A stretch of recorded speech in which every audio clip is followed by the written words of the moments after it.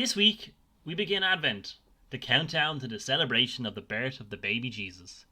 But in my family, this week begins the final countdown to a day we all thought was still a good few years away. Dave Cromwell, aka Dad, is retiring from the Dublin Airport Authority. With almost 35 years of service under his belt, I thought now was an ideal opportunity to get him in front of my mic on the Big Nose podcast. In the conversation, we begin at the very start. A story of childhood, the eldest of 5, and growing up in Dublin in the 1960s. David recalls what it was like to be an introverted teenager in the 1970s, but explains, and maybe surprisingly, how he found himself in Coachella Valley in California for a year in 1980. Before starting his career with the Dublin Airport Authority, back when it was Airínta in 1986, he worked somewhere else. He worked in town. He shares a story with me in the podcast of one morning walking into work and somehow finding himself swimming in the River Liffey. When the conversation moves to talking about his time at Airínta, or now the Dublin Airport Authority, the fondness for the organisation is clear for all to hear. David shares his story, his journey from the cleaning crew with his father Eddie, onto the car parks, followed by the cash office, to finishing now where he is in VIP Platinum Services. His story is one uniquely told by himself. How he grew as Dublin Airport grew. How an organisation on the most western front of Europe became an international hub of aviation and continues to be so year by year. As father and son, we reflect on heartbreak along the way. 35 years of service has not gone by without scars.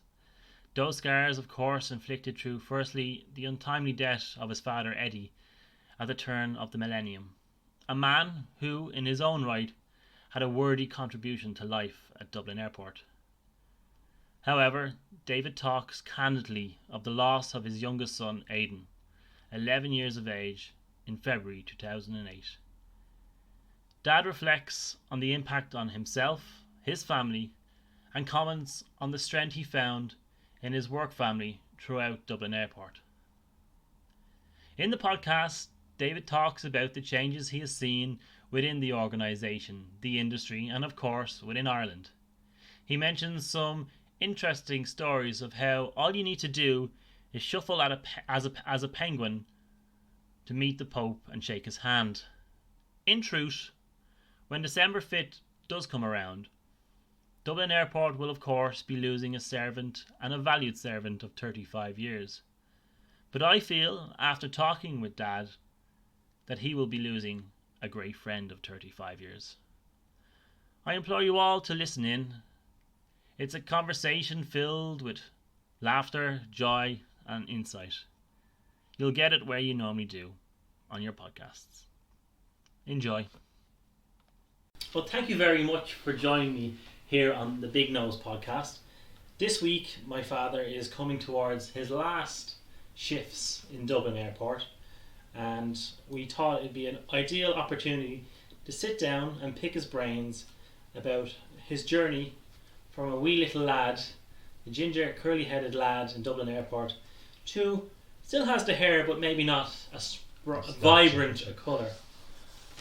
But we want to have a look at the last 35 years, both personally and I suppose on a professional level as well as a developmental level. So I suppose that, or David, or Dave as you're known in the airport. Correct, yeah. Dave. Yeah.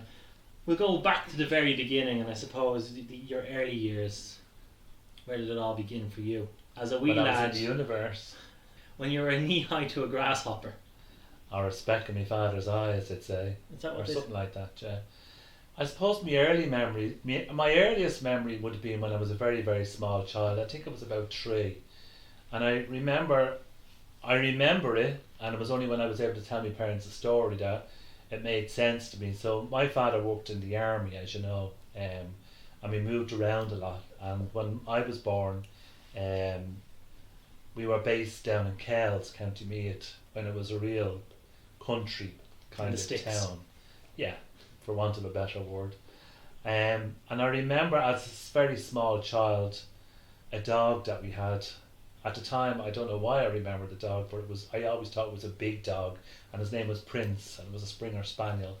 Yeah. And that was a very, very early memory, and it probably something that stayed with me because as I've gone on in life, as you know, I love animals, and that dog, for whatever reason, had a huge impression on me at that age, for whatever reason. I don't know why, but 3 is a very young age to have your first memory. very much so. But it was very, very strong. I also remember my first day in school. My teacher, Miss Griffin, I didn't want to go to school, and God love her, I gave her an awful time, and but that's as far back for memories as I can. Did you start school in Kells, or were you? No, sorry. moved So at that after stage? we had moved at that stage. We moved back to where my mother lived in East Wall. We stayed there for a while. My father went off. He used to serve a lot in Cyprus as part of his duties in the army. So obviously my mother would have been on her own. We're a small child, so we moved back to my granny's house in East Wall. Then we moved out to Coolock, and we've been here ever since. You're the eldest Of of five. 5. Yeah, correct. I suppose growing up, you were born in 1963. I was. Growing up in Dublin back then and living, as you said, moving around, but then as more siblings came along, you kind of got more settled, and your family became more of into a routine. I suppose being the eldest at that stage was, it could be seen as quite a weight to carry. But what was it like growing up with one Well, brother I was and very 3 lucky because sisters? I had a very good childhood. Like, I had 3 sisters and 1 brother. I can honestly say we were very lucky. We were blessed. We shared everything. There was no. We always got hand-me-downs, and of course it was lucky for me that You I were was the the first. eldest because I didn't have to have any hand-me-downs. Everything was new, and by the time it filtered down, obviously it was a bit rough and ready. And it didn't make odds if you're a boy or girl, I suppose. Didn't make it, not then, no. And my mother, in fairness to her, was very handy. She did a lot of clothes making and knitting. I can still hear that knit machine going back and forth when they had those knit machines. Yeah, we had a very good childhood. My father was very family orientated. So much so, like when he came in from work at 4 o'clock, he'd fill the car, whatever car it was, not with just with us, but with any kids that were on the road, and we'd all go down to St. Anne's or the beach, or and great memories of that. Even to this day, I still love the beach, as you know. Yeah, I suppose, but back then you would look at the size of families. Like your father would have come from a large family, your mother the There was same. 14 in my father's family and 14 in my mother's family. I think it was 14, I'm not really sure. And there could have been probably a lot more in my father's family, but my father, ironically enough, was the eldest boy in his family as well, so and he would have went out to work at a very early age, and education was very important to him because, God love me, didn't have much of an education himself, and it was one thing that he instilled in us.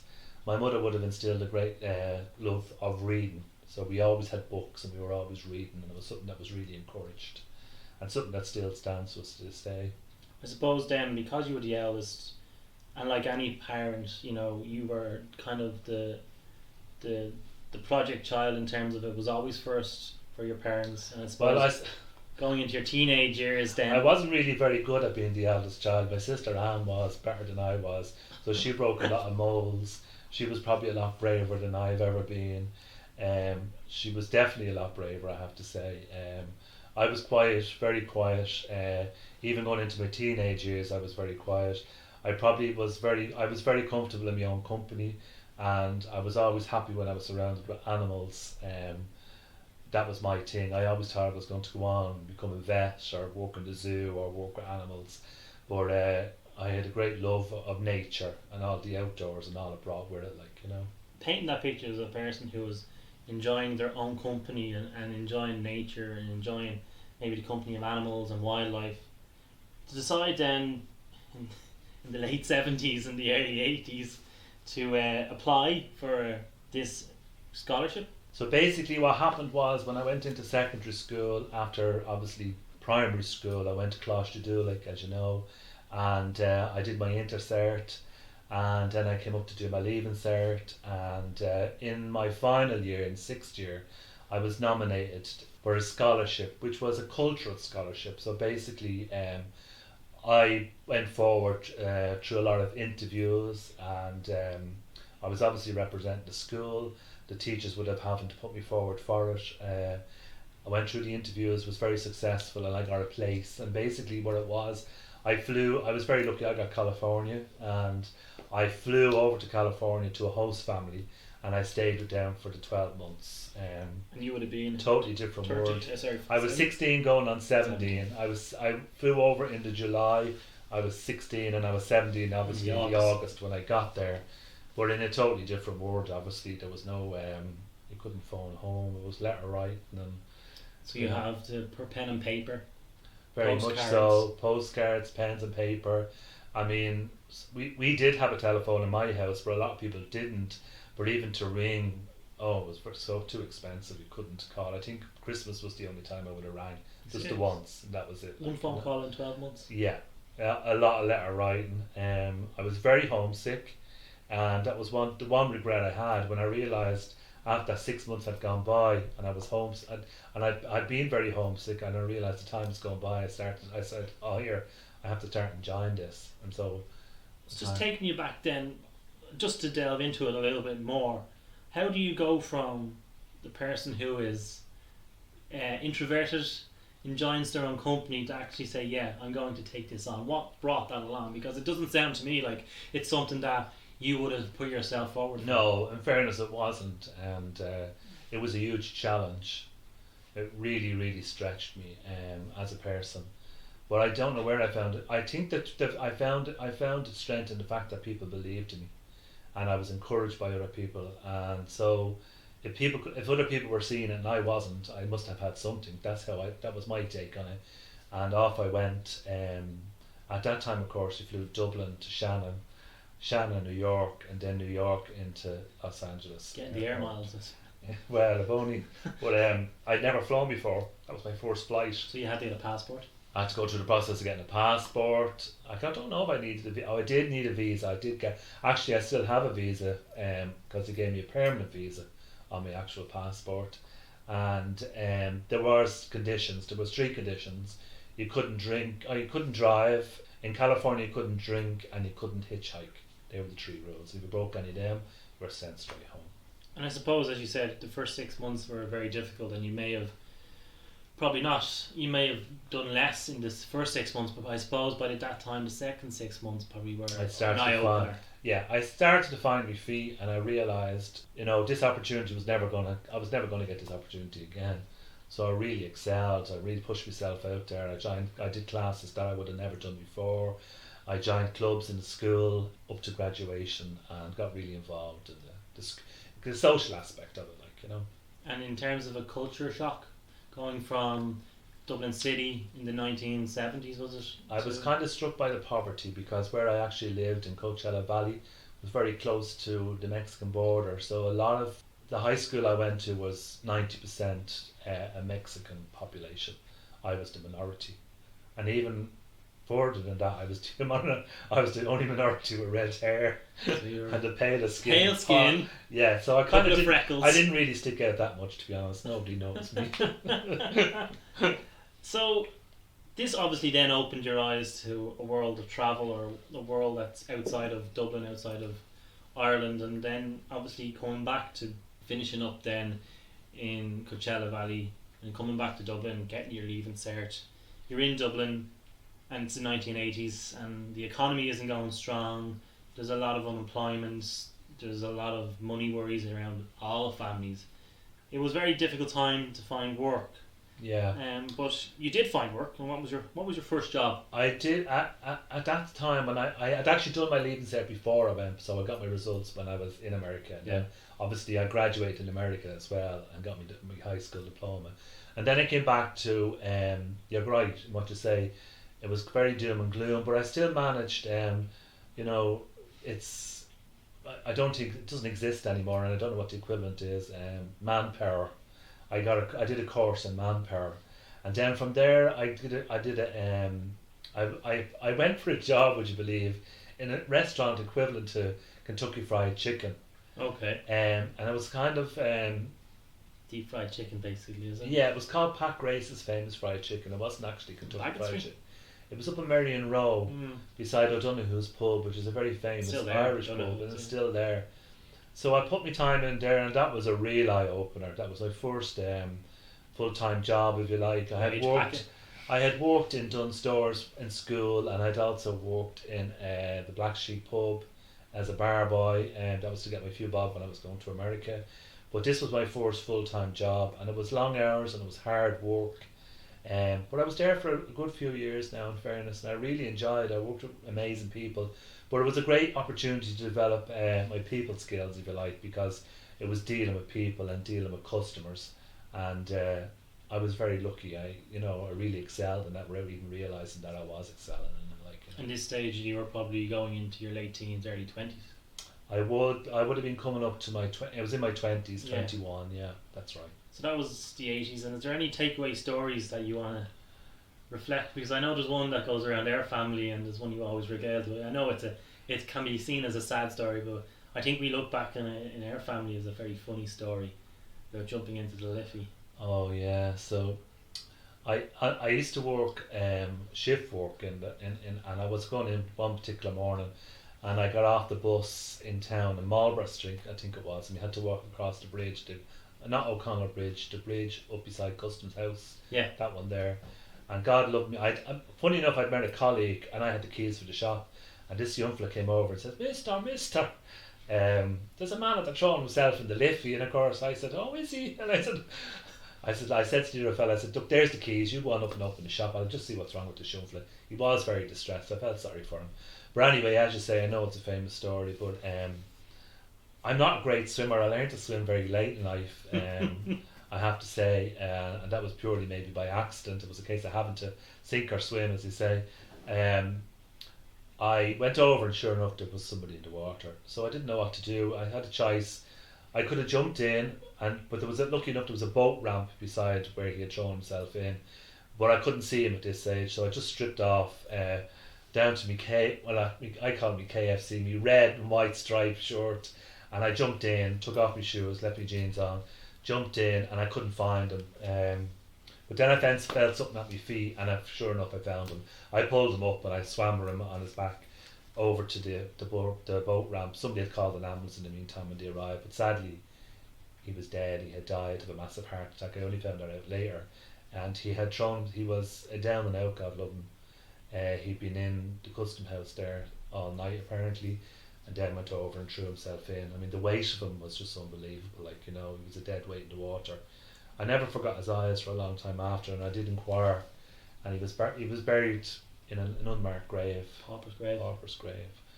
But then I had to, I know you all laughed. The funny side of it was the ambulance guy said to me, "Are you okay?" And I was soaking wet. And from there I had to walk all the way up to O'Connell Street. And when I got into work, in fairness, my colleague who got there before me had started the process of heating up the ovens and that. So we had a phone in the job, and I rang my father, and I said to my father, "God, will you bring me in fresh clothes? I'm not being in the Liffey." He didn't believe me, of course. But so you went back. So you went to work after pulling someone out of the Liffey. I think nowadays, if you pull someone out of the Liffey, you go to counselling and everything else. But it's a sign. I probably would have needed. Nowadays, I probably would have needed tetanus and everything else that goes with it. The Liffey is probably a bit cleaner than back then. A lot cleaner than it was now. Yeah. Going down, we look towards moving into the airport, because in the 1980s, you were moving into the airport. I think it was 86. You got your first job in Dublin Airport, and how did you get yourself into Dublin Airport? Well, as you know, my father was working in the airport at the time. He was very lucky. So basically, at that time, the airport had a policy that it looked after ex-servicemen who with long service. And my father, Eddie, had served 25 years, and he was out of the army a couple of years, and he was looking for work. Applied to Dublin Airport, and he was given a job there. And they were taking on summer staff. And of course, I was still working in the fried chicken place, if you like, and he asked me would I be interested in going for a job, and I said yeah, of course, but not thinking I would have got the job. In fairness, it was a job in the cleaning section in Dublin Airport. So I applied for the job, and I got the job, and I was told at the time it was only for 6 months, and here I am now 35 years later, and so I was very lucky. Like I say, I got that job, and there was no looking back then. It was a great stepping stone. So you were kind of joining Dublin Airport. Obviously had been around. Dublin Airport at that time would have been seen as probably outside of the in Dublin County. It wasn't Maybe really in the parked sticks in as the well. sticks as Yeah, well. Yeah. And it was an airfield with a couple of buildings around it in that stage, but it was Very developing. basic. Yeah, it was a work in progress, I'd like to say. Yes, definitely. And when you started off there, can you remember your first impressions of this, or to compare it to what it is now, where it is the two terminals? I just thought, I'm going to get lost in here. How am I ever going to find where I have to go and what I have to do? It was huge. That was just Terminal 1. Yeah. Going from a small little restaurant where I had worked to, working with huge amounts of people, and all different people in all different walks of life and in all different fields. It really opened my eyes, and huge respect for everybody that worked there. I was just in awe of it for a long time. I just thought it was an amazing place to work. Had a great buzz about it, and everybody looked after each other. It was really like working with a very, very, very, very big family. It really was. Yeah, and I think what the next question I have here is, as you have alluded to, you're not the first Cromwell from your side of the family to work there, and there's been a number of, including myself and Kerry, who's worked there, and a number of your sisters. But your father, I think, was the first from our side of the family to work in Dublin Airport, and as you said, he got it because of his service, and I suppose that brought in the sense of family, where everybody looked after everybody, and it's a little bit, case of, as you said yourself there, it's a sense of a big family. But looking at what your father was doing, what did your dad do? What did your granddad Eddie? Well, my father started, ironically enough, we both actually worked in the cleaning section together. Oh God. But on different crews, in fairness. But he kind of used it to his advantage when he was golfing. As you know, I'm not a golfer. No, not at all. But if there was a golfing game coming up that he wasn't off for, at that time you could swap from one crew to the other. So he utilised that quite a bit. He did better out of it than I did, in fairness. It kind of improved his social life a lot. And his game of golf. Of course, it's all about that. That's it. You've established yourself. You're in Dublin Airport. It's you decide then it's a good idea to get married to my beautiful mother. Mm-hmm. Towards the end of the 80s, I suppose it'd be rude of us not to mention Mum. No, definitely not, because I wouldn't be. Because Mum has been not too far away from you growing up. Obviously, you can tell that story better than I do, and how you met Mum and how you ended up marrying her towards the end of the 80s. Well, obviously, behind every good man there's a good woman, as they say, and I don't doubt that for a minute. I've been very, very lucky. I didn't meet your mother, I grew up with your mother. She was my next door neighbour. She lived across the road from me. I live in number 16, as you know, and she lives in number 19. And I wouldn't be the only family member to do that. My sister had done the same. She had married my neighbour as well, not Siobhan's brother, a different neighbour. And we often joke and laugh that we met in the prams. Oh, yeah. So she was always part of my life, in fairness. She was always there in the background. We all did our own thing. She went off and she had her friends and I had my friends, and we kind of always knew that we'd end up together, but we didn't know when, because of course I went off to America, and then I came back and we were going out with each other, and then we like a lot of relationships when you're young, we were going out with each other, we weren't going out with each other. And then ironically enough, a friend of ours, another neighbour's wedding, we got back with each other for the last time, and I just said, look, let's stop beating about the bush here. Let's get married, or we know this is what we both want. And that's when we did finally end up permanently together, if you like, and have been ever since, touch wood. Closing the 80s with marriage, the 90s started kind of a new chapter. Ireland was then developing. I think the airport was also very much developing. I suppose you had been in the airport 4 or 5 years as you got married. At that stage, you've married, you're planning your life as maybe a family, house, children, what have you. What was your plan looking forward then at that stage of your life? I honestly think I'm a man of simple needs. I just once my family and my wife were happy and they didn't want for anything, I didn't. I suppose like many a married man, I didn't put myself first, and rightly so. Like, my family was what's my priority. I don't think I was even driving at that stage, or maybe I was. No, I wasn't actually. I had a motorbike. I would have been working in the car parks at that time. Yeah. And we bought our first house obviously after you were born. And ironically enough, we bought it on the same road. We're now number 36. So we went from 16 to 19 to 36, and we're still here to this day.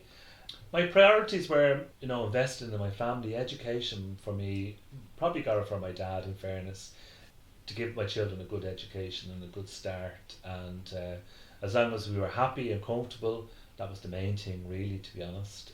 Career wise, I was in the car parks at that stage. I only went to the car. I went for the car park job in the summer after I joined the airport, or maybe a couple of years after I joined. And it was seasonal. I went back and forth a couple of times, and eventually I got a permanent job there. It was a big jump at the time because at that time we operated grades in the airport. So I went from a 2 to a 6, which was a huge jump. Yeah. Yeah, but I was very, very lucky again. I had the right people around me, and it was great because the car park was developing along with the rest of the airport. It was becoming automated.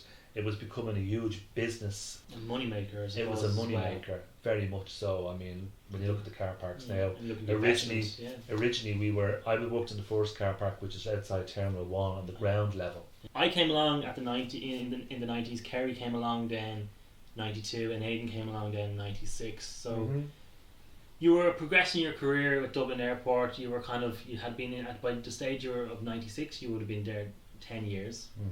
Dublin Airport was developing massively. There was huge investment from the government, and we were looking at that stage in terms of the airport looking towards the next century, 2000, and they were really investing heavily in the company. And I think it was coming to the end of the era of Aer Linta, as they were known then, and they developed into Dublin Airport Authority. That's correct. Yeah. But I suppose looking at you on a personal level, you had 3 kids. You had been working with the company 10 years. I suppose, how did you balance the work-life balance? Because now you had 3 kids, you were demands from that, your wife, of course, you had your own wants and needs in terms of your career progression, I suppose. How did you manage balancing work-life, I suppose? Yeah, it wasn't easy. Lucky enough, we were in a position that your mum didn't have to work, so she was able to stay at home and mind the children, and that makes a huge, big difference. But even to me personally, knowing that, the kids were at home with their mother, and she got great satisfaction out of it because it's something she always wants to do and she enjoyed it. For me, I worked shift work at that time, and there was nights involved in that. So I suppose, in hindsight, as hard as it was on me, it was probably a little bit tougher on her. She was stuck at home with 3 kids more so than I was, because I obviously was out working, and but she loved it and she wouldn't have changed it for the world. And certainly I was very grateful that we were in a position that we could afford for that to happen, which a lot of people couldn't do at the time. In terms of Dublin Airport, had you seen a massive development in terms of airlines coming in, looking towards maybe a new terminal, looking towards a new runway, in terms of definitely the campus as it was in the 90s? It was really bursting at the seams, definitely. The whole operation just seemed to expand overnight. I remember, being called upon at one time to operate from where I was working for crowd control. Never thought I'd see the day in Dublin Airport. And huge pressure, bursting at the seams type of pressure, and even frightening sometimes of how the volume of people that were actually availing of travelling. And I suppose looking at Ireland in that context, we were starting to go on holidays. Summertime was a lot more. There was more money around. Families were going cheaper off to flights. Ryanair, huge influence, definitely, on the aviation sector. I suppose 97 for yourself in terms of your personal career progressing. You had been there 10 years. You've been in the cleaning service for a couple of years, then into the car parks, and you had been developing all that side of your career. And then the opportunity of the cash office came up. What memories of that time and that transition do you remember? I remember I was very happy in the car parks. It was a development project, if you like, and I was delighted to be part of that. Like I say, we were pushing towards the automated system and growing at a really fast pace. We're a really good team, and I was really proud to be part of that team. We developed a great, if you like, customer service. Really took off, down to helping people find their cars. There was the occasion when I had to go out and look after someone whose car wasn't there when they came back, but it was all a learning thing. It was all new, it was fresh. And it wasn't just new for you, I suppose. It was new for the airport. It was new for the airport because we now had this amazing product that we could develop, and it was you know, it was certainly a great source of income, and it was being identified as that.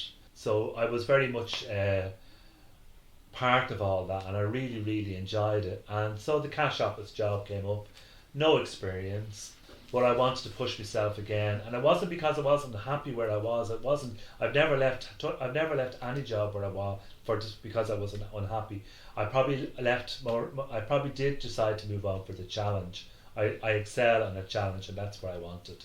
So of course I applied for the job. It was only temporary for the summer, and kind of spent a lot of years in the cash office. They were great years. Again, I was blessed. I worked with some amazing people, really, really good people and managers. And I developed a skill that I'd never developed before. You know, numeracy wasn't being my strongest subject in school. And all of a sudden here I was, and I was, you know, I was blessed because, you know, I was involved in that transition. I know at home it was a joke, but it was 6 weeks of dual currency. Remember, the euro was coming in, and Italian lira was going out, and you know, pesetas and the German and all those currencies were gone. And 6 weeks we ran that duel in the cash office, and it was a huge challenge, but we really got through it, like, you know. And I'd always remember it. It was one of the hardest jobs I've ever done in the airport. It was a lot of responsibility, and where I was glad I had got the opportunity to do it, because it did shape me for, you know, the next move I made. Definitely. I suppose in terms of my own memory, looking back, I think I have little memories of the car park. I would have been probably 8 when you went into the cash office, and I remember kind of that part really more so than I remember sometimes coming home late at night, maybe, or early morning after a night shift in the car park. But with the cash office, it was different. You really did seem to be coming into your own in terms of you were enjoying it, the challenge of it, but you also enjoyed the work that was involved in it and the responsibility that came with it, because at the end of the day, you know, the airport was going from strength to strength, and your responsibility was it was high. It was a very busy cash office. We basically looked after you know, we looked after all the duty free, and we looked after all the car parks and anything else in between that was that needed to be done in relation to the income coming into the airport. We looked after all that. So you went into it with no experience? None. And then supervisor role came up? Yeah, sadly, I worked for I worked for a great team, and one of the girls, Audrey was her name, she became sick. She was a supervisor, and I didn't apply for the job, but without even realising it, I was doing the job, and I was approached by the company and asked would I be interested in the role. And at first I did turn it down, because I didn't think, not that I didn't think I couldn't do it. I honestly thought Audrey was coming back, but now I realise that she wasn't. But I was reapproached 6 weeks later, and I then decided, look, I might as well take the job. They made it they did, to be honest, looked after me really well and made it worth my while. So I took on the role of supervisor in the cash office, along with my other supervisor at the time. There was 2 of us, and we supervised the whole cash office. So that was, you know, in terms of your own time within the airport, it was quite a serious role for someone who's been in the airport. In the airport for, you know, it would have been 10-15 years at that stage. Mm-hmm. So it was kind of kudos to you in terms of, you know, the company had seen what you had done in other roles and was willing to put that responsibility and trust in you. Yeah, I suppose really looking back, when you're in the role and you're doing the job, you don't think of it like that. You just think, I have to do this the best. I mean, there was no ifs or buts. I had to be correct, and I had to be done correctly. So I just do what I've always done, I suppose, in any role I've done. I just did it to the best of my ability and just got on with it. That's what I do, and that's what I did. But I was very lucky in getting on with it, if you like, and doing it to the best of my ability. I was enjoying it. And after almost 15 years working at Dublin Airport, Dublin Airport Authority now, the dawning of a new millennium came, and as you touched on, the euro was coming along as well, and it brought a lot of optimism. You probably would say that the turning of the millennium was the beginning of the Irish Celtic Tiger, as it was, and we all know what happened there. But you had taken a family holiday of a lifetime to Orlando, Florida. I remember it well, the 3 of us there. Yeah. The 3 gingerheads sweating in the back of a rental car outside Dunkin' Donuts. That's a story in itself. But in terms of yourself, you had obviously, you were coming to a stage now where you had, your kids were kind of growing up at that stage. They were, they're developing their own personalities. Yourself, you were developing yourself within Dublin Airport, your own reputation, I suppose. You've been there 15 years. In terms of yourself, how you were feeling then at that time in the turn of the millennium? To be honest with you, I was enjoying it, and I know you can't be enjoying it all the time, but I really did. I always considered myself very lucky. And I was always grateful for everything, and I think if you have that type of outlook, it's very hard not to be grateful, and it's very hard not to be happy in the role that you're doing. I was very I will be honest with you, a lot of people believed in me, and their believing in me instilled then the belief in me, if you like. I realised, well, they couldn't be believing in me if I hadn't got it, and obviously I had something, and if it was the fact that I was enjoying it, all the better. And I understand, kind of, you don't realise what you're doing and your value of yourself sometimes, and then sometimes someone who you have respect for comes along and says something to you that you didn't realise, and then maybe all of a sudden that gives you the push to go, yeah, maybe I'm doing this right, and this is what it is. Yeah, you lose a lot of you lose a lot of doubt in yourself, if you like. Yeah. And that comes, but obviously that comes in time and experience, definitely. Yeah, in life, of course. It definitely does. Yeah. So we had just gone away on a holiday in 1999. Florida, yeah. 1999, it was amazing. And then the following year, you lost your father. Yeah. In 2000, and that brought you to a very dark place, I suppose, personally, because your father was also working in the airport, and you and your dad would have been well known around the airport at that stage, I suppose. And what was your memories at that time? Yeah, my father was very well respected and very much loved by an awful lot of people in the airport, and I remember the outpouring of sympathy and support that I would have got at that time. And even now to this day in 2020, there is still people who knew him and thought very highly of him, and I was always very conscious of that working in the airport. Yeah, he was very well liked, Eddie, but he was a lovely man, and he always said hello to everybody, and we didn't say hello back. That was their loss, that was his take on it. But you're right in what you say, he was very well thought of, and a great man, a great ambassador for the company too at the time. And in terms of your own personal loss, it was probably the first sense of loss in your own life. Of course it was, yeah, and nothing prepares you for that loss. And people often say, like, once a chain is broken, it can never be reconnected, and that's true, very true. He was a very outgoing man, Eddie, and he loved life, and it was just so unfortunate that he was taken so early. He was only 63 when he died, and he still had a lot of living in him and a lot of giving.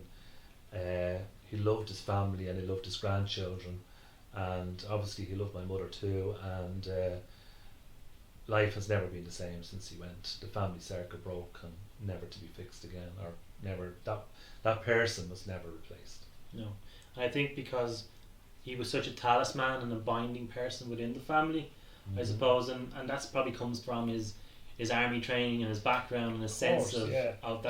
Yeah. I suppose for you would have relied a lot on him. Yeah, he was my advisor. Unconsciously, I suppose, growing up. Very much so. I mean, look, there was times when we didn't agree on things. There was times when we did things very differently. The wallpaper incident would have been one of them. And there was also times when he would have helped me do things, and once he'd helped me, I'd just continue on doing it. So, which he didn't like, because he obviously liked doing it with you. Yeah, he was a huge loss. And you were realistically fairly young. Yeah, I was actually. Yeah, I was. If you're looking at it 20 years ago, he was very much my rock. So he knew what was wrong with me before I even knew what was wrong. And he was always there for me. Like, could always turn to him, in fairness. And that was really granddaddy down to a T. Mm-hmm. Yeah. Looking towards Ireland as a country and its economy booming at this stage, the roar of the Celtic Tiger was getting louder. How did this impact on Dublin Airport, in your opinion? Could you see it being reflected in your day-to-day role in the cash office as a cash office supervisor? Yeah, definitely. I mean, we touched on it earlier on. I mean, people, At that many years ago, people went on one holiday a year. People all of a sudden now were going on 2, 3 holidays. We're flying away for a weekend, unheard of. Like, you know, people were going skiing. So people were going away for Christmas. You know, there was parties of people going away. You know, people went away on their stag. They went away on their hens. So travel industry just really shot up. Like, you know, people were availing of these great deals and the competition that was being created between the airlines, and the lifestyle was to travel, and it was to get away to the sun or to get away to a foreign destination. In 2006, you marked 20 years. 20 years in the one company. Looking back on the first 20 years, how do you reflect on how you developed as a person, as a professional? And at that stage, do you think you're 20 years in the company, you had identified strengths of and traits in terms of your own characteristics, or what you brought to the table for the company? Yeah, so I will say one thing about the company, and that is that it still is, thank God to this day, very customer orientated and you know, it excels. I mean, worldwide it excels as far as I'm concerned, and a lot of other people are concerned, for customer service. And for me, it was a great learning curve and a great place to learn that skill. But what I do realise now is that it did come very natural to me, and I think because I was in the right company that had that ethos that developed, it really came out of me and really came on of me, and I'll always be grateful for that, in fairness. It was an opportunity, it let you grow, I suppose. One thing we've spoken about us previously to maybe this podcast is that, and I myself is included, is that a lot of our family, if you look at the roles and jobs that they do or roles that they take, they're very customer orientated. I've always said, like, there's 2 type of people in the world. You know what I'm going to say. I do. So there's the people who serve and the people who are served. And I'm one of those people who serve, and I'm very proud to be. Now, it's funny to say that when we started this conversation, you were talking about being very introverted, enjoying your own company. And I still do. And you still do, but I think it's a case of, it's not that you're putting on a show, but it's a general interest in other people. It's an interest, but it's also a trait. Yeah, it's definitely. I will say to you, coming to the end of my career in Dublin Airport, I only recently had a meeting with somebody, and they asked me, you know, what makes a good customer service individual? And I couldn't answer them because at the time I'd never gave it much thought, but I have given a lot of thought recently. And for me, and on reflection, it's not something that can be taught in the sense of academics. I would strip it right back and say it goes back to your childhood, and for me, customer service is good manners. Simple as that. And that's it in a nutshell. And that's taught you as a child from your parents. Yeah, I can't disagree. I think in terms of the academic side, they can give you the framework in terms of developing you into knowing the nuts and bolts and the operational side and understanding that. But in terms of being at the coalface and engaging with people, very much so. It's very hard to be taught, if not impossible. I totally agree. I mean, on paper, somebody can be very qualified and have the best of, you know, degrees, and they can have, you know, a lot of great stuff on paper, but may not be able to walk into a room and say hello, or good morning, look at or feet. How are you? People are people at the end of the day. Very much so, yeah, definitely.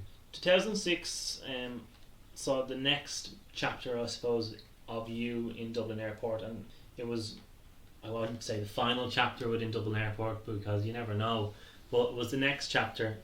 You moved from the cash office to Platinum Services, as it's known now. I wasn't quite sure on what it was known back then in 2006 because I didn't want to say what I thought it was called.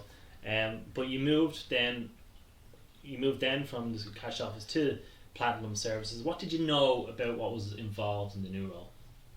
Or what Platinum Services, as it is now known as, offered?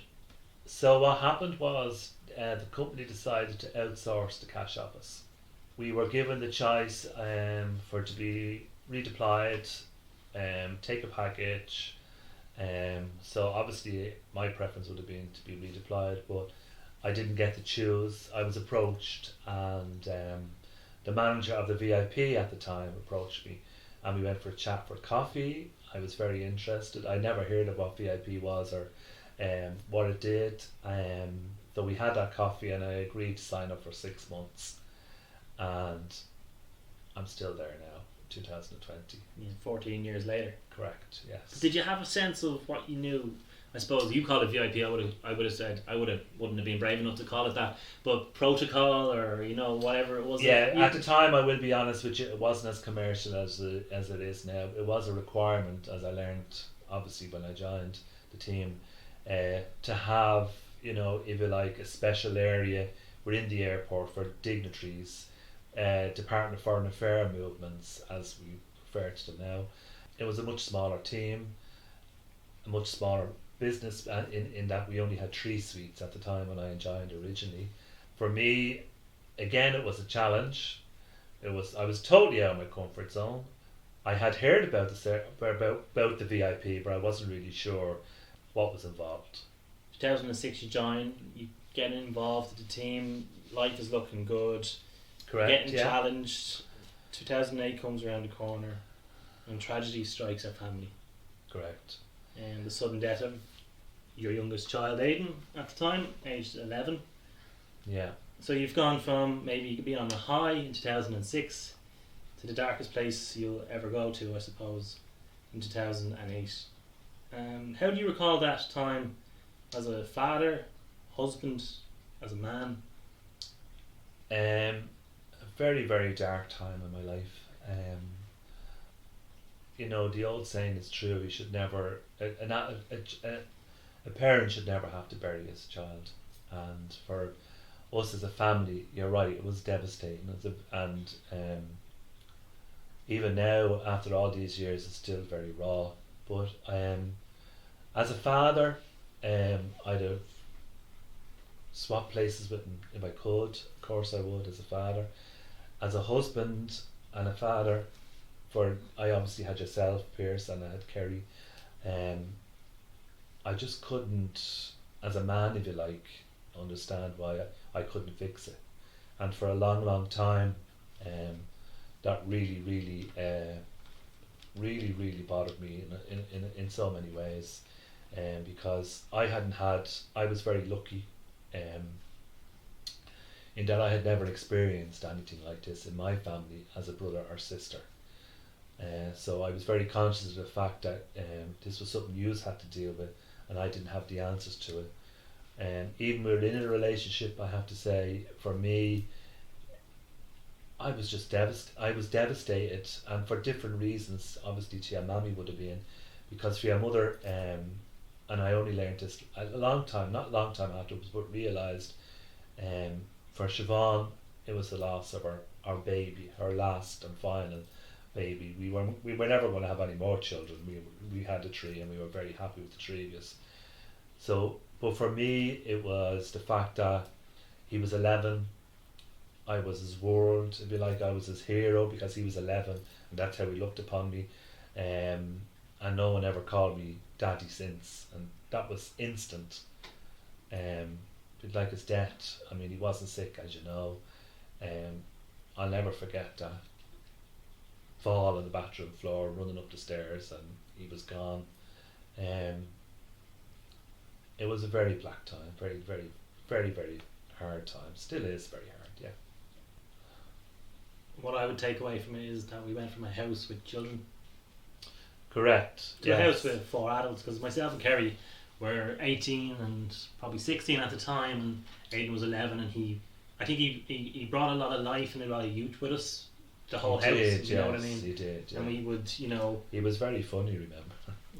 He was an awful. He Yes, got away with an awful lot, if you ask me. But I think the youngest always does. Of course they do. And I suppose for your colleagues in the airport, and I suppose you were only in a new team in terms of the VIP, and I know my recollection of their support and the airport support to our family at that time. But I think I was very lucky, and I don't say that lightly. I was very lucky. I had a great manager at the time, and she was amazing. She was amazing just to me and to my family.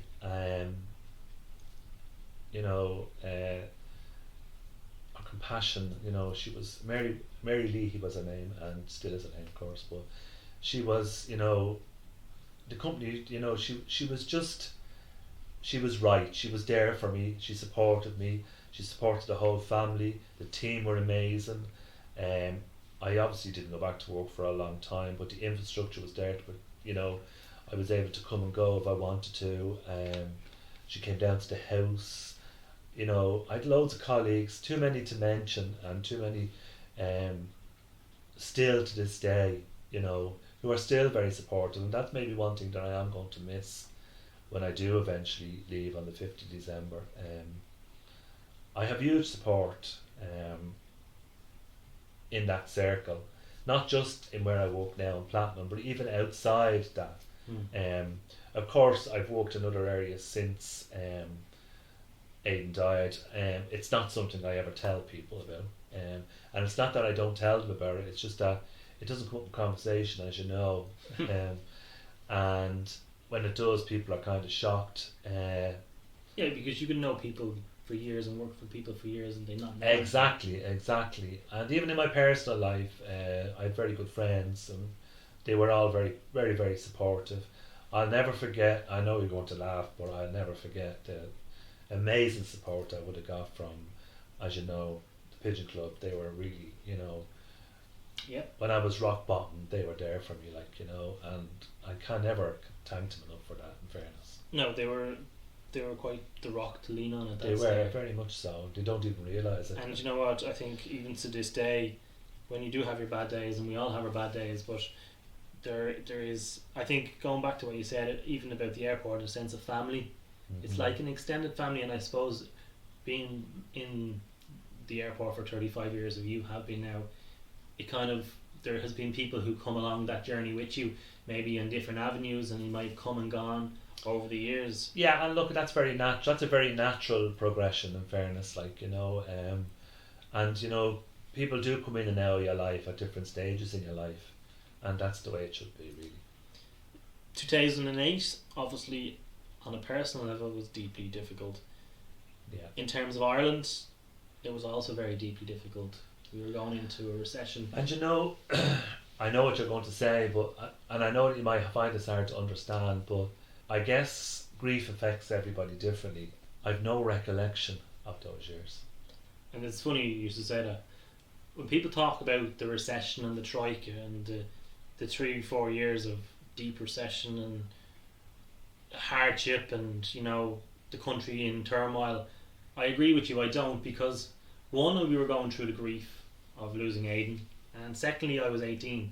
I was only starting my journey in the working world, so for the first time for me, I was getting money into my pocket. Yeah. So I was going from a basis of never having anything to. But he died in the March, as you know, and his birthday was in March, but he died in February, the 9th of February, and that was the year you were coming up to your leaving cert, if you remember right. Yeah. And Kerry Godlover was coming up to her intercert. So it had a huge impact. Going on further on than what you would think. Further down the road. And still has a huge impact, in fairness. It does still shape. It has shaped us as a family. He's still very much part of our lives and our families. And that's the way it should be. Exactly.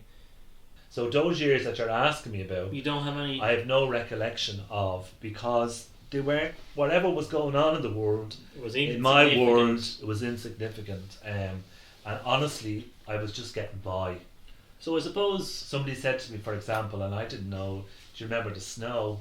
What snow? I don't remember that snow, I really don't. And I feel bad that I don't remember it, but I know now why I don't remember. November 2010 then, so the opening of Terminal 2. That's ironic, really, because it's 10 years old actually this year.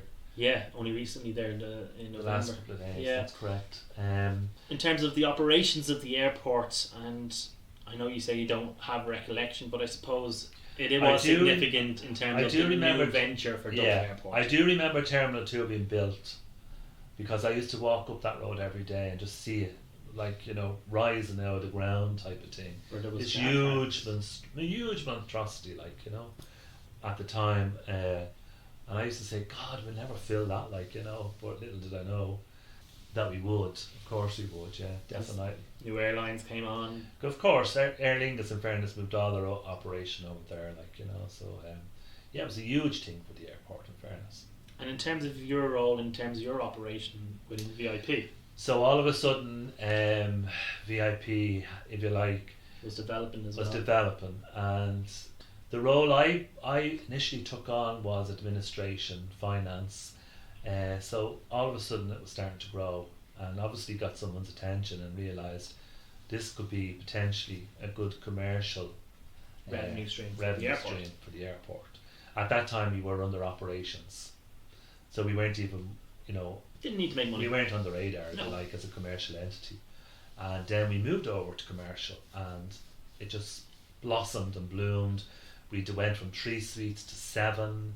A huge crew, became a 24-hour operation, and we've grown from strength to strength. There is a huge commercial I business suppose, looking at it, I suppose we're jumping ahead a little bit here, but in terms of the clientele, and obviously you can't speak there. specifically, No, totally. but you will definitely have seen a different clientele develop as the airport has developed.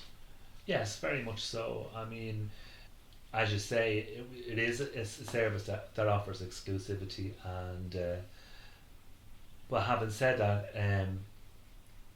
the people who avail of the service, there's a broad spectrum, a huge big broad spectrum.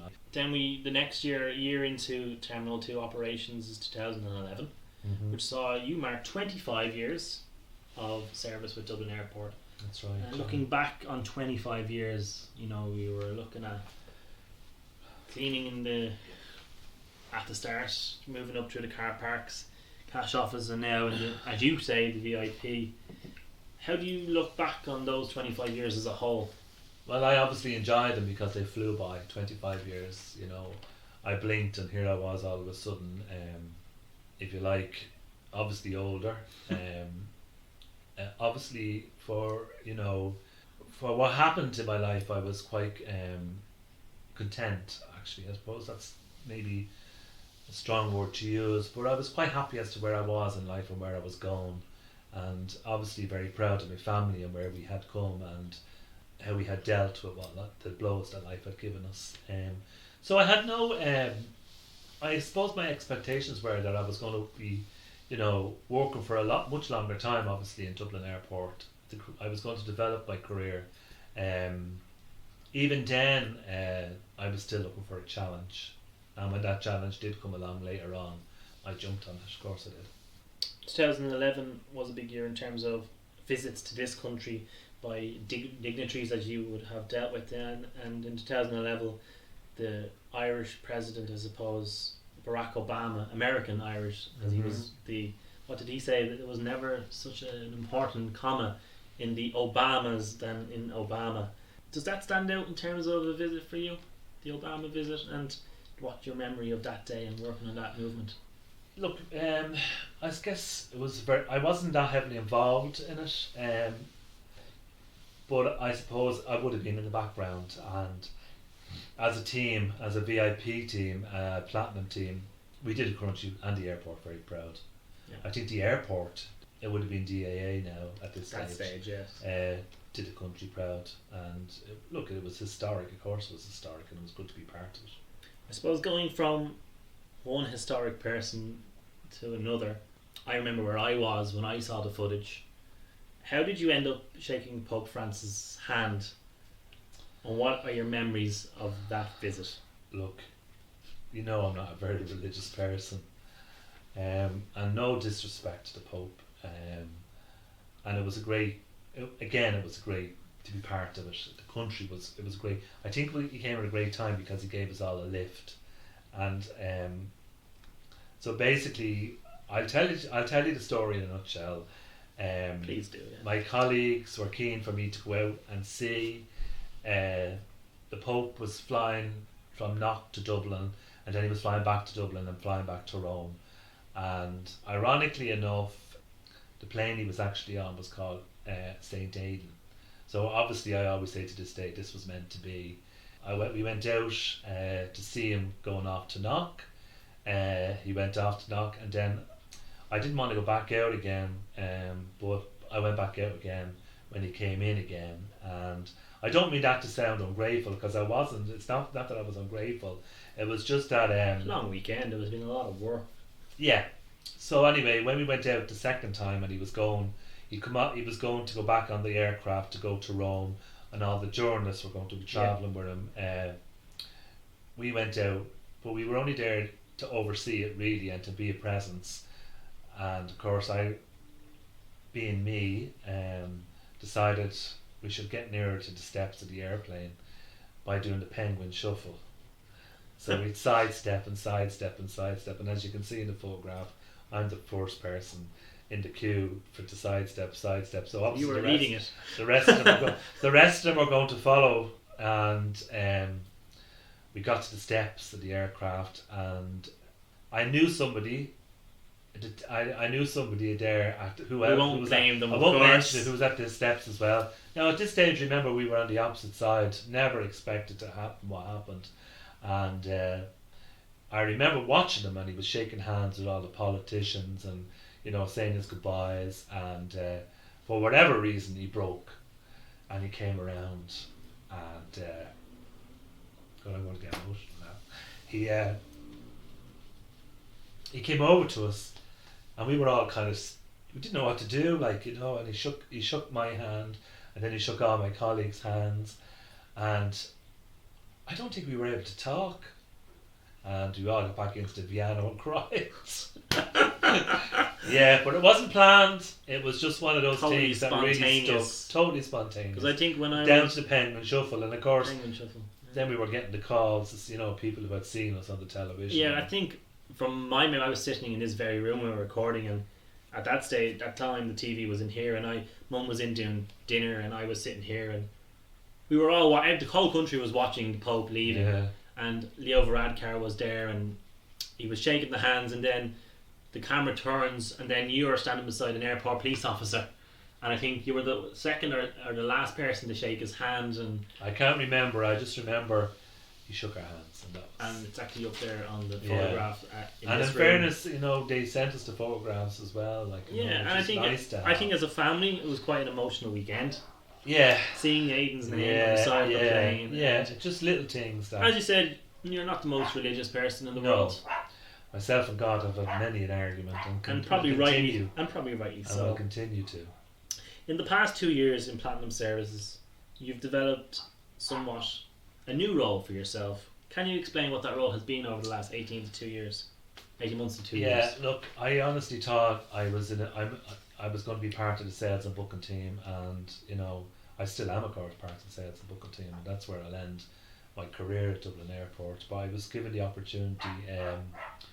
The manager approached me and asked me if I'd be interested in stepping out of my comfort zone, and when I say stepping out of my comfort zone, I was stepping out of my comfort zone. So this was a challenge again for me, but I had no doubt about it, because I really, as you know, and anyone that I've worked with, I love Platinum Services. I think it's an amazing product.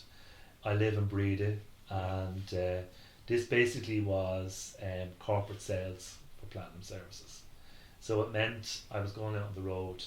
I became an ambassador, if you like. I went out, and we did showcases all over the country at events for Platinum Services. It was a huge challenge, but I loved it. I really enjoyed it. And we don't advertise Platinum Services. It's not actually advertised. It's not a product that advertises. And we're very lucky in that 98% of our clients, once they've used the service, will return. And I always enjoy hearing back from people and saying they all say the same thing. Why didn't we hear about this before? Which is great accolade, in fairness, but it was an amazing opportunity. A lot of time on the roads. I was very lucky to work with a colleague of mine, Maura, who's also retired this year, and we really excelled, and we were really good at it. I suppose I really the swan enjoyed song, it kind of really quite high to go out on in terms of. Yeah, look, it was an amazing. I'll always be very grateful for it, because I didn't honestly think. I honestly thought, as happy as I was in the role I was in, I thought that was it. I have to be realistic and realise I'm 57 now, so there wasn't going to be that many opportunities. But when this opportunity came up, It was supposed to be only for 6 months. Famous last words again. It ended up. We've used that a it few was times. I know, but I'm only realising that now.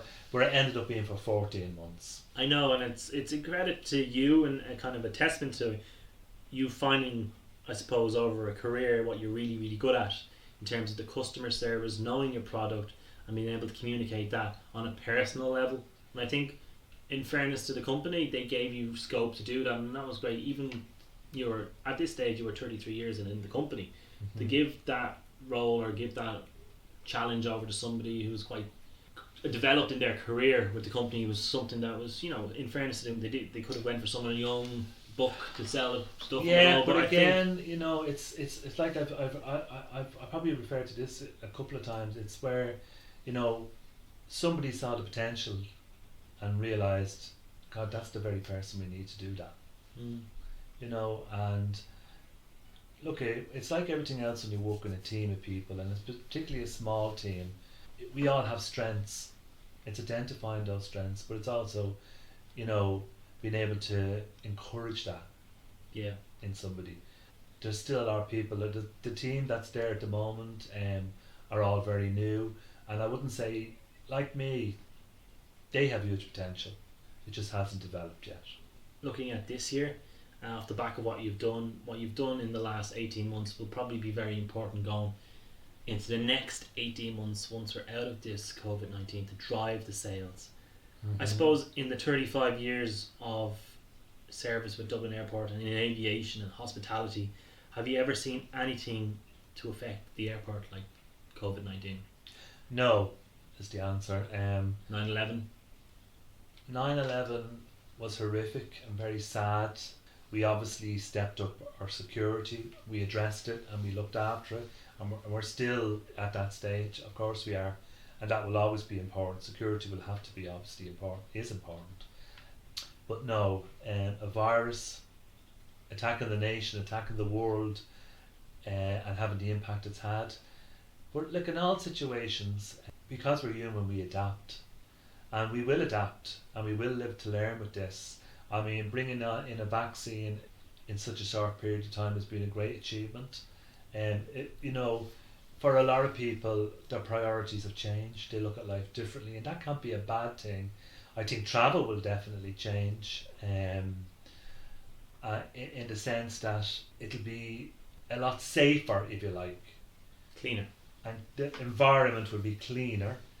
And it'll be our job to reassure people that that is the case. Yeah, which is not a bad thing, I suppose. Not at all. No, it's not a bad thing at all. I suppose looking at the industry, and I suppose in the last couple of years you've got a better sense of what's out there in terms of industry, hotel, hospitality, tourism and travel.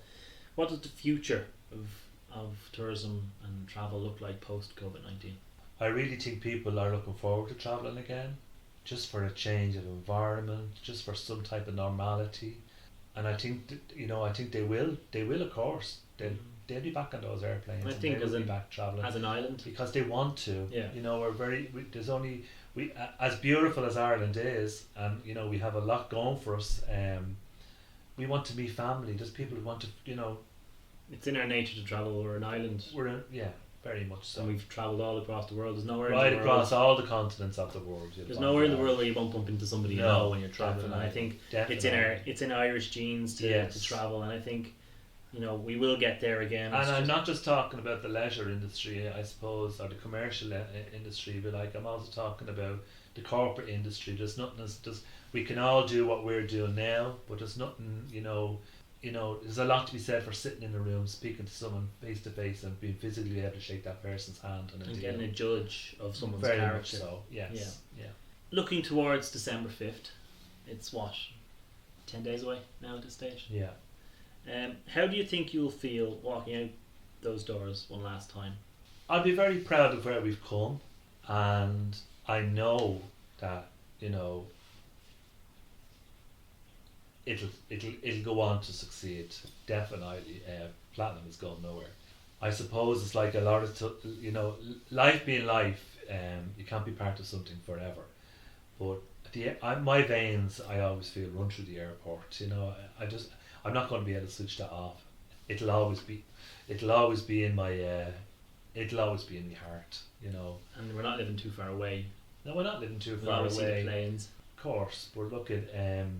I've been very lucky, very very lucky. I've worked with some. I can't emphasize enough. I've worked with some amazing people. I'll always be grateful for that. But how do you think you'll feel? How do I think I'll feel? I don't think I'll think it's real. It probably take a long time for it to sink in and realise I won't be going back there.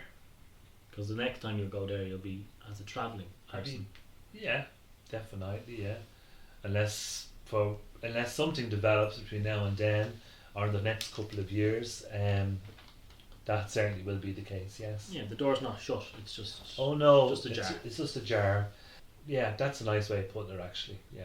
The 5th of December is coming, and we're looking at 35 years of service within one company, which probably going into my generation and generations coming after me won't be there. You're And right. I suppose reflecting on Dublin Airport, be it the Dublin Airport Authority, be it Airenta, what is your kind of takeaway from being within a company for the 35 years as an organisation, I suppose? An amazing organisation to work for, both on a personal level and a development level. And I don't think when I was starting all those years ago, I thought I would have done as well as I have done, and for that I'll always be grateful. I suppose you only start off with 6 months, 35 months, or 35 years later. It's Let's say it's been a long trial. It's been a very long trial.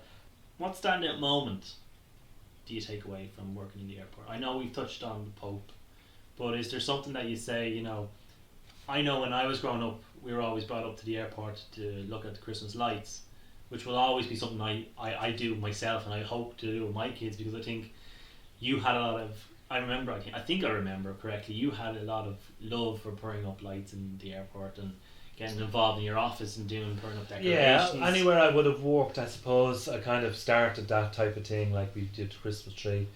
And I was very lucky, as you know, in the last couple of years. I kind of fell into it by accident, and I didn't even know I could do it at the time, but I was asked to do Santa Claus for the Cromwell's Children's Hospital.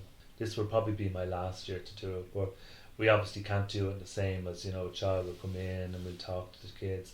So this year we've come up with a plan to do video messages. Very good. So that's what we're going to do this year. But that was another opportunity that I never saw coming. I had been asked in the beginning if I would be interested in doing it, and I didn't think I was up to doing it. And then I fell into it in the last couple of years, and I really enjoyed it. And my take on that is, and I know people who say, God, how does he do it? And my take on that is, that's me giving something back. And that's my interpretation of it. That's what helps me. I love doing it. You do, and I've seen it firsthand, and what Cromwell do, and what the airport does, in fairness, and what Stobart do in terms of taking the kids out. Exactly. It's a great day. It's a great day in all the pain that all those families are going through. It really is. I suppose looking post airport life, not getting out of the bed to go to work, adapting to having no schedule. How do you think you're 57 years of age? You're not an old man. No, and to be honest with you, I do intend staying within the industry, so I will say that to you. Not on a full-time basis. I will not be doing anything to the new year. I'm going to have a really nice family Christmas. That's the plan. I have your wedding to look forward to in April. As you know, my brother has purchased a pub in Tenerife, and I do plan on going over there next year sometime for a month maybe. And obviously I'm going to develop my hobby.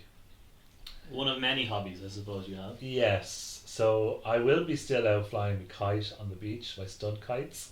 I will be still heavily involved in the garden, as you know.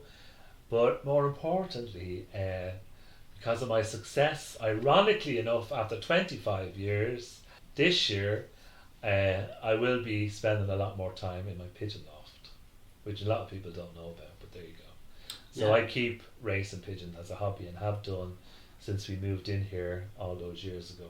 Yes, and I suppose you've touched on it there, so we'll bring it out.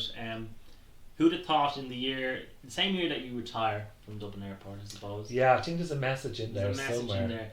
Is the year that you finally got a pigeon home from France. Yes, and you were here to see it yourself and Niamh. Do you want to tell us about that day? So I was working that day and I'd sent 2 pigeons to France, 2 hens and a blue and a checker. And I was working. They'd been let out at 7 o'clock, I think, that morning. And I came home at 7 o'clock. And sure enough, I was sitting at the back garden and yourself and Eve arrived. So I came in to make a cup of tea. And we were sitting here talking, I think, in this room. And in the corner of my eye, I saw a pigeon on the landing board.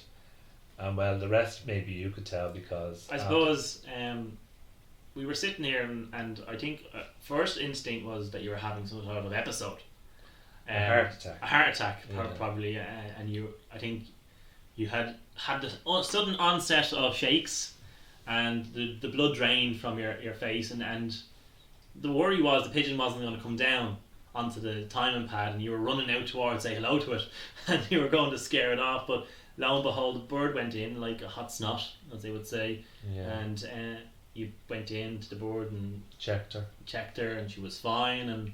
And yeah, I think the week before I had only slagged you about having shy pigeons. Every year I've been getting slagged for the last God knows how many years, but she's out there now and she's a pride of place and yeah, she gives me hope for the future. And that's what it's about, hope for the future, post-COVID, Very post-retirement. Now it's a case of Very looking much. to the next chapter. Little did I know that something so small could mean so much, and it did. Well, I want to thank you for your time this evening. It's been thank you. very I enjoyed insightful to sit down and have a chat. I know I've grown up with you obviously and I knew a lot of the stories, but even tonight I've learned little things, and I think the podcast allows people to have a conversation, which I think is very important to have in terms of just kind of sitting down and getting to have a chat with somebody, which in this day and age sometimes isn't done as often as it should be. Exactly, I would agree. And in relation to learning, I've always said, when the day you stop learning, that's it, that's the end. So you should really learn something new every day. I think that's wise words to end. Thank you. Thanks a lot.